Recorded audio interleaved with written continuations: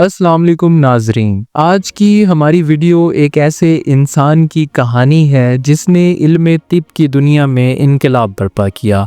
वो शख्स था अबू बकर मोहम्मद बिन ज़िक्रिया अल राज़ी, जिसे मगरिब में राज़िस के नाम से जाना जाता है। अल राज़ी ने न सिर्फ तिब की दुनिया को जादू और अंधी इकायद से आज़ाद किया बल्कि जदीद तिब की बुनियादें रखी। आइए जानते हैं इस अजीम शख्स की ज़िंदगी, उनकी दरियाफ्तें और कैसे उन्होंने तिब को जादू से अलहदा किया। अर-राज़ी तकरीबन 854 ईस्वी में रे शहर मौजूदा ईरान में पैदा हुए। इब्तदाई तालीम के दौरान उनका रुझान तिब की तरफ हुआ, मगर उस वक़्त तिब जादू, अकायद और पुरअसरार तरीक़ों का मजमुआ था।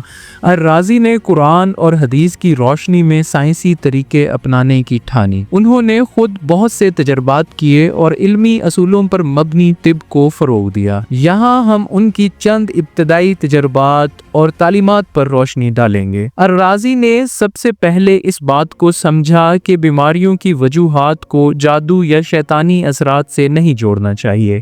उन्होंने कहा कि बीमारियों की वजूहात फितरी होती हैं और इनका इलाज भी फितरी तरीकों से किया जा सकता है। अर-राज़ी ने अललो अमराज की एक फहरिस्त तैयार की और मुख्तलिफ बीमारियों के इलाज के लिए तजर्बाती तरीके अपनाए। वो उन लोगों में से थे जिन्होंने प्रैक्टिस ऑफ ऑब्जर्वेशन यानी मुशाहिदे के जरिए इलाज को साइंसी बुनियाद दी।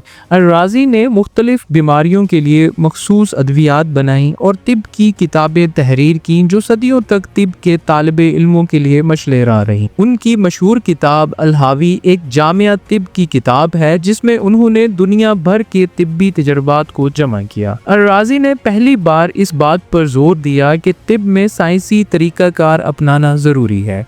उन्होंने दवा के असरात को परखने के लिए जांच पड़ताल की और हर दवाई के फ़ायदे और नुकसानात को बयान किया। मसलन उन्होंने जहर और दवा में फ़र्क वाज़े किया और मुख्तलिफ जहरों के इलाज पर तजर्बात किए। यही नहीं, उन्होंने तिब के असूलों को मजहब और जादू से अलग किया ताकि इल्म महज अकीदे पर मबनी ना हो। अर-राज़ी की ये सोच आज के जदीद तिब्बी साइंस की बुनियाद है। अर-राज़ी ने कई तजर्बात किए जो उनके ज़माने से कई सदियों आगे थे।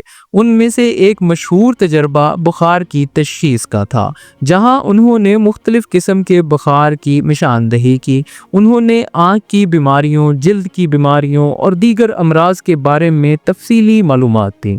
अर-राज़ी पहली बार बुखार की किस्मों को मुख्तलिफ रंगों के मुताबिक तकसीम करने वाले पहले तबीब थे।